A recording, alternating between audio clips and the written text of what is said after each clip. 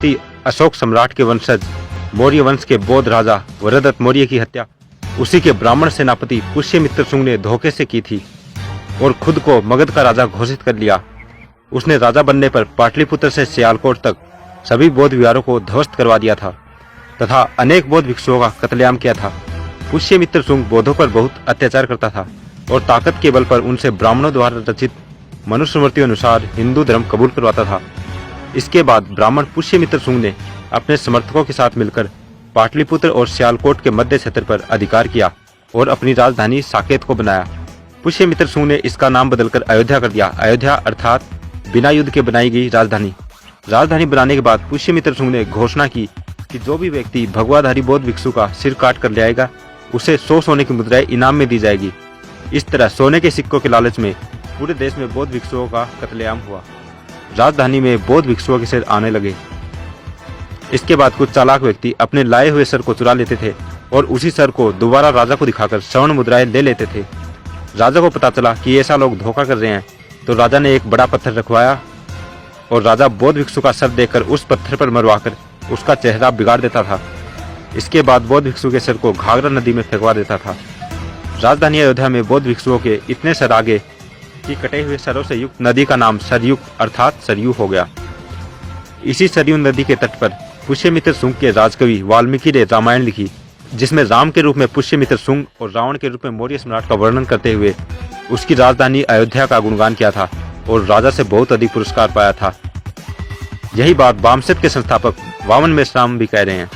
बुद्धा की जब क्रांति हुई तो क्रांति के विरोध में प्रतिक्रांति हुई और बृहदत्त की हत्या हुई। मौर्य सम्राट आखिरी बृहदत्त की हत्या हुई और हत्या करने वाला कोई और नहीं था, आर्य ब्राह्मण पुष्यमित्र शुंग।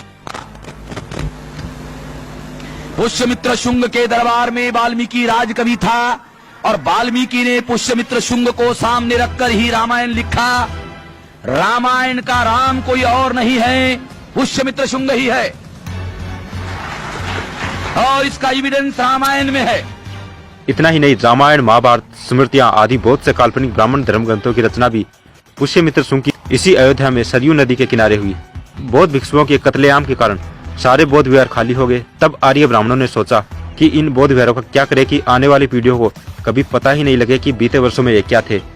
तब उन्होंने इन बौद्ध विहारों को मंदिरों में बदल दिया और इसमें अपने पूर्वजों व काल्पनिक पात्रों को भगवान बनाकर स्थापित कर दिया और पूजा के नाम पर यह दुकानें खोल दी। ध्यान रहे, वरदत्त मौर्य की हत्या से पूर्व भारत में मंदिर शब्द ही नहीं था और न ही इस तरह की संस्कृति थी। वर्तमान में ब्राह्मण धर्म में पत्थर मारकर नारियल फोड़ने की परंपरा है। ये परंपरा पुष्यमित्र शुंग के बौद्ध भिक्षु के सर को पत्थर पर मारने का प्रतीक है।